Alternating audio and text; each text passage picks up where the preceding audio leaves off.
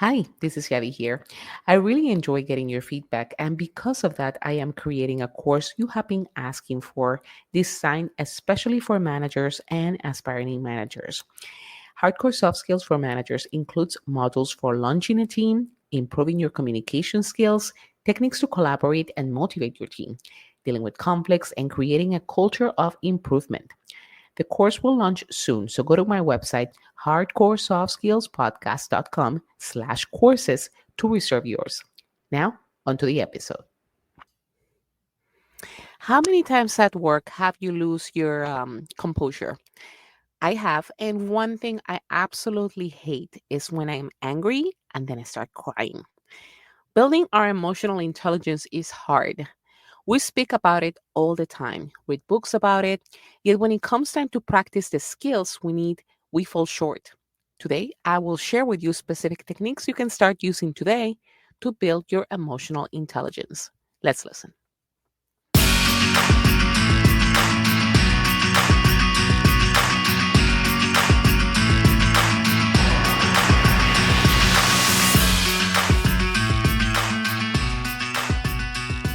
Hi, this is Yadi Caro.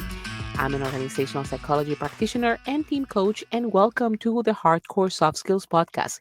In each episode, you'll learn how to apply a new skill with expert help. Today, we talk about how we can build our emotional intelligence. While the term emotional intelligence or EQ became popularized by author Daniel Goleman, it was actually coined by researchers Pete Salovey and John D. Mayer, who presented it in an article in 1990. The definition was emotional intelligence is a set of skills that are believed to contribute to the accurate appraisal and expression of emotion in oneself and in others, the effective regulation of emotion in self and others, and the use of feelings to motivate, plan, and achieve in one's life. End quote. These are pretty much the skills we cover on this podcast on a regular basis.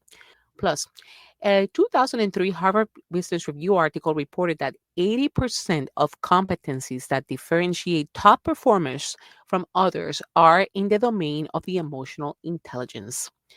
So, let's talk about how specific steps we can take.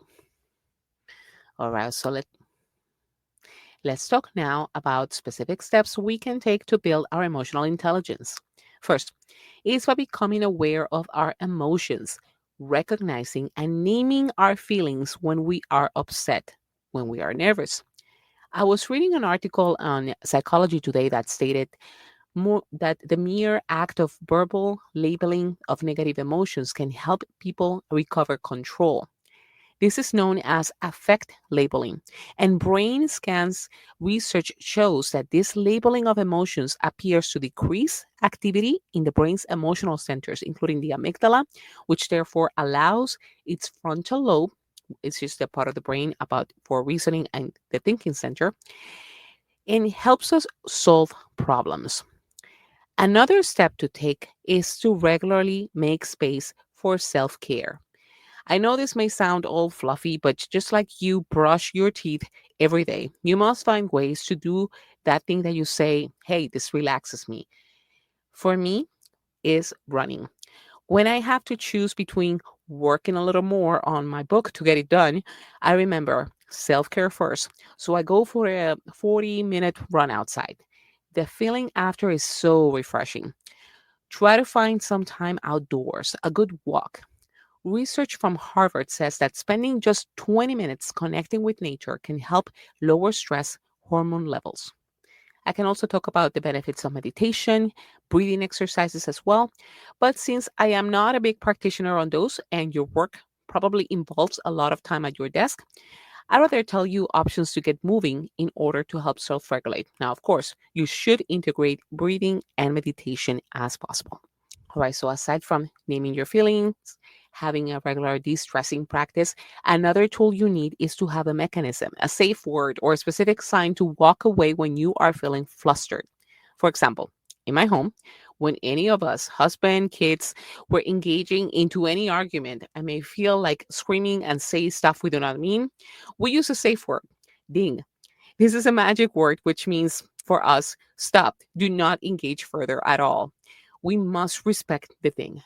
After a few minutes, we go back to our senses and have a more productive conversation. Having some sort of audio signal or even a visual cue as a reminder can help us regulate our explosive behaviors.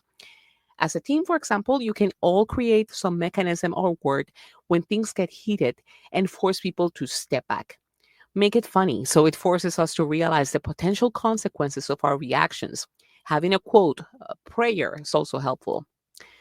So, aside from having a tool to take out when emotions get heated, a key step to build our emotional intelligence is practicing empathy every day.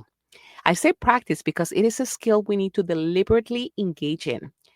There is a quote I saw that says, "Don't take other people's apparent stupidity or rudeness as personal affronts. Try to understand how their suffering they have endured may have led to their behavior." This is a very powerful quote because as we engage in putting ourselves in the other person's shoes on a daily basis, we understand their intentions, but it also helps us raise awareness of our own. Okay, so what has worked for you? Connect with me via LinkedIn and let me know. And go to my website, hardcoresofskillspodcast.com, to download a self assessment checklist and receive resources weekly to help you build your emotional intelligence. Thank you for listening.